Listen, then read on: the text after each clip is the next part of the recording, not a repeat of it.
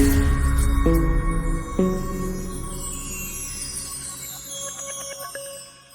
friends, Sarvanakumar, welcome to Power Space Solar Tech. நீங்கள் முதல் முறையாக என்னோடய வீடியோ பார்க்குறீங்கன்னா மறக்காமல் சப்ஸ்கிரைப் பண்ணிக்கிங்க. இங்கே சோலார் பற்றி கம்ப்ளீட்டாக தெரிஞ்சுக்கணுன்னா கண்டிப்பாக என்னோடய சேனலை ஃபாலோ பண்ணுங்கள். மறக்காமல் இந்த வீடியோவை எல்லாருக்கும் ஷேர் பண்ணுங்கள். மறக்காமல் இந்த வீடியோவை கடைசி வரைக்கும் பாருங்கள். உங்களுக்கு ஒரு சூப்பர் சர்ப்ரைஸ் காத்திருக்கு. இப்போ பார்த்தீங்கன்னா நம்ம ஏற்கனவே நீங்கள் இந்த சைட்டை நீங்கள் என்னோடய இன்னொரு வீடியோவில் பார்த்துருக்கலாம். அவங்க ஏற்கனவே ஒரு பேனல் போட்டு அவங்களோட இன்வெர்ட்டரை வந்து சோலாராக கன்வெர்ட் பண்ணாங்க. அவங்க அது நல்லா அதோட பர்ஃபார்மன்ஸை பார்த்துட்டு எனக்கு இன்னொரு பேனலும் போட்டுருங்க, டே அண்ட் நைட்டு எனக்கு எப்பயுமே சோலாரில் ஓடுற மாதிரி இருக்கட்டும்ன்ட்டு அவங்க இன்னொரு பேனல் கேட்டிருக்காங்க. அந்த இன்னொரு பேனலுக்கான ஸ்ட்ரக்சர் ப்ராக்கெட்ஸாக நம்ம இன்ஸ்டால் பண்ணிக்கிட்டு இருக்கோம்.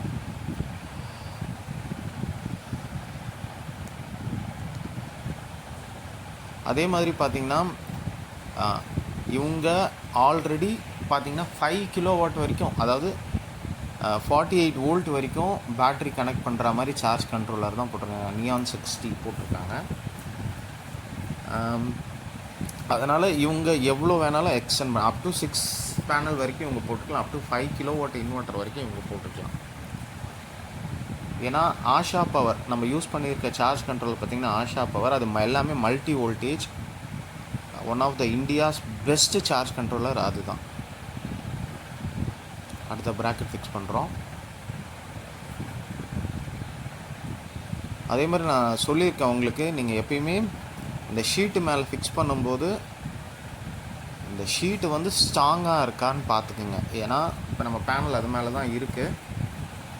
ஷீட்டோட ஸ்ட்ரக்சரும் ஸ்ட்ராங்காக இருக்கான்னு பார்த்துக்குங்க. அதே மாதிரி ஷீட்டு கீழேயும் சில ஷீட்லாம் பார்த்திங்கன்னா அப்படியே போலாக இருக்கும், துரு பிடிச்சிருக்கும், அடியிலலாம் அப்படி விரலை விட்டாலே ஓட்ட விழுகிற மாதிரிலாம் இருக்கும். அதை மட்டும் ஃபஸ்ட்டு நீங்கள் செக் பண்ணிவிட்டு நீங்கள் சோலார் பேனல் இன்ஸ்டால் பண்ணுங்கள்.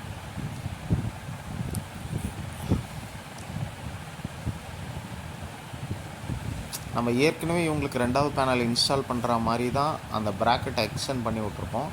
அதனால் ஒரு set of the bracket install பண்ண, ஒரு corner set of the bracket install பண்ணாலே போதும் உங்களுக்கு. அதுலேயே ஏற்கனவே இன்ஸ்டால் பண்ணியிருக்கிறதுல ஒரு சைடும், நம்ம புதுசாக போட்டிருக்கிறதுல ஒரு சைடும் பேனல் சீட் ஆகிடும். இப்போ பேனல் மேலே லிஃப்ட் பண்ணுறோம். பேனல் லிஃப்ட் பண்ணுறது தான் கொஞ்சம் கஷ்டம். ஏன்னா 8 அடி பேனல் நம்ம ரோப் வச்சு தான் இன்ஸ்டால் பண்ணோம். அதனால் சோலார் பேனல் வேலை செய்யும்போது மட்டும் ஒரு 2-3 பேர் கூட வச்சுக்கோங்க.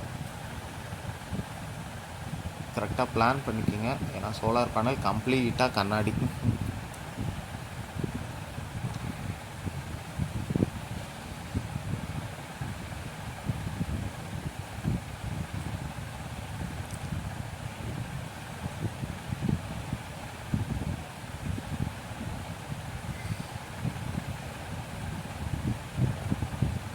நம்ம இவங்களுக்கு பார்த்திங்கன்னா அதுவும் திரும்பவும் வாரி பேனல் தான் போட்டிருக்கோம். Waaree 540 mono PERC half cut panel தான் போட்டிருக்கோம்.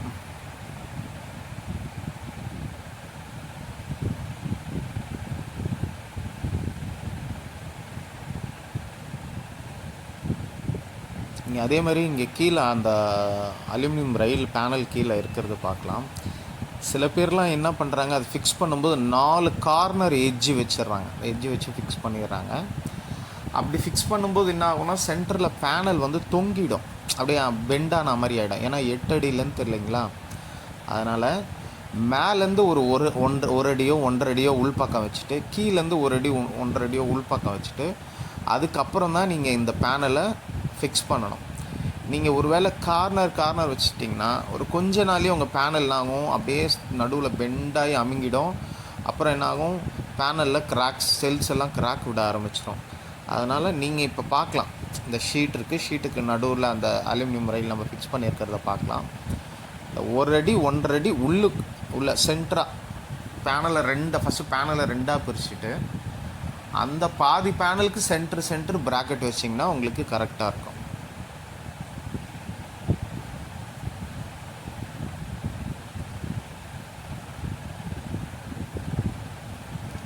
அதுமாதிரி பேனல்லாம் கூட நல்லா பிராண்டட் பேனலாக நீங்கள் யூஸ் பண்ணுங்கள். நீங்கள் வாங்குறதா இருந்தால், யார்கிட்ட வாங்குறதா இருந்தாலும் நல்லா பிராண்டட் பேனலாக போடுங்க. அதேமாதிரி நிறைய பேர் எனக்கு கால் வருது, நான் சோலார் இன்வெர்ட்டர் போட்டேன், எனக்கு ஒழுங்காக வேலை செய்யலை. நீங்கள் என்ன இன்வெர்ட்டர் போட்டிங்கன்னு நான் கேட்பேன். அவங்க ஒரு பிடபிள்யூஎம் இன்வெர்ட்டரும் ஒரு 160H பேனல் 165 வாட்ஸ் பேனல் ரெண்டும் போட்டிருப்பாங்க. நான் என்ன சொல்கிறேன்னா, இந்த 165 200 இந்த மாதிரி பேனலே போடாதீங்கன்னு நான் சொல்கிறேன். அது வேஸ்ட்டு, போடுறதே வேஸ்ட்டு.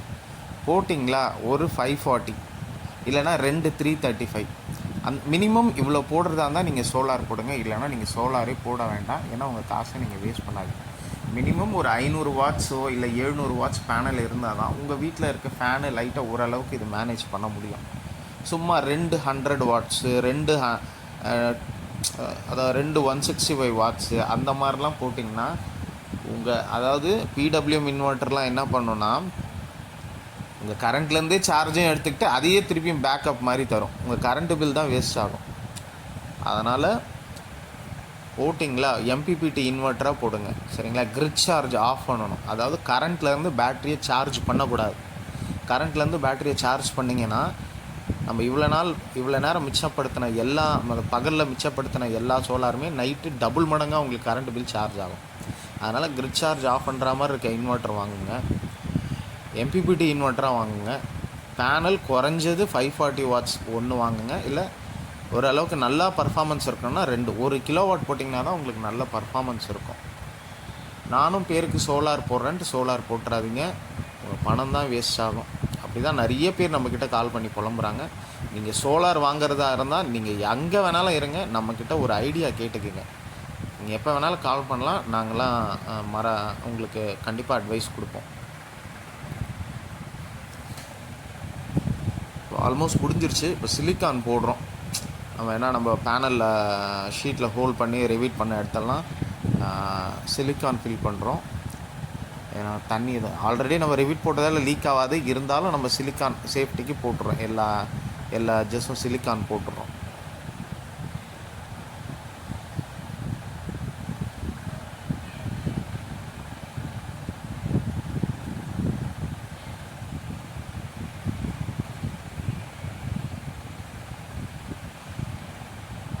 அதே மாதிரி எந்த வேலை செஞ்சிங்கனாலும் சரி சேஃப்டியாக செய்யுங்க. இப்போ நம்ம கீழே வந்தாச்சு, மேலே பேனல் கனெக்ட் பண்ணியாச்சு. கீழே ஆல்ரெடி நம்மளுக்கு எம்பிபிடி சார்ஜ் கண்ட்ரோலர் இருக்குது எக்ஸிஸ்டிங் சைட்னால்.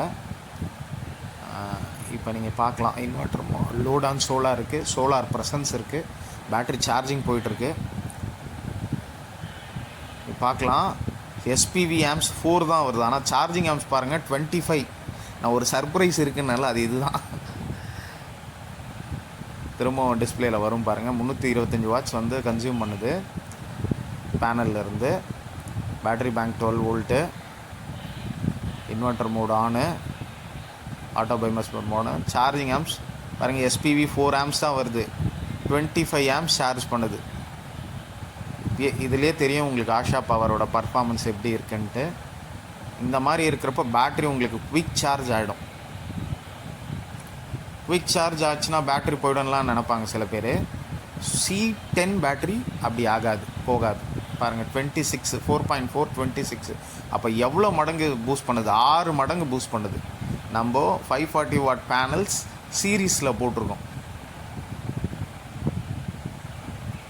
ஓகே, இங்கே ஒர்க்கு முடிஞ்சிருச்சு. உங்களுக்கும் இந்த மாதிரி குவாலிட்டியான சோலார் பண்ணணுன்னா கால் பண்ணுங்கள். Power space solar tech. என்னோடய பேர் சரவணகுமார். நீங்கள் எங்கே இருந்தாலும் நாங்கள் வந்து பண்ணி கொடுப்போம் இந்த மாதிரி பெஸ்ட்டு ப்ராடக்டோட. பாய்.